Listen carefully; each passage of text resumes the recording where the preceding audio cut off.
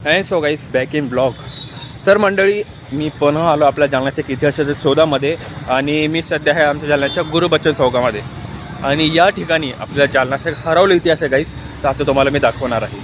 And गाईस, हे आहे राष्ट्रीय राखीव बल गट क्रमांक 3 जालना, म्हणजे SRBF. आणि त्या साईडला आपला गुरुबच्चन चौक आहे आणि अशी काही रहदारी नेहमीप्रमाणे. आणि या ठिकाणी तुम्हाला एक जागा दिसेल गाईस, की जालनेकरांनी भरपूर वेळेस बघितली असेल गाईस, पण याचा मागचा इतिहास त्यांना माहितीच नसेल. तर याचं थेट कनेक्शन आहे पहिलं महायुद्धाशी, जे 1912 ते 1919मध्ये जे पहिलं महायुद्ध झालं होतं गाईस, तर त्याचं कनेक्शन आहे.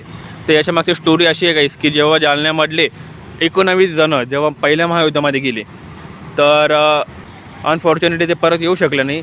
तर त्यांच्या आठवणीमध्ये ही जागा बनवण्यात आलेली आहे. आणि याच्यावर तर सिम्बॉलनी तुम्हाला कळूनच जाईल गाईस.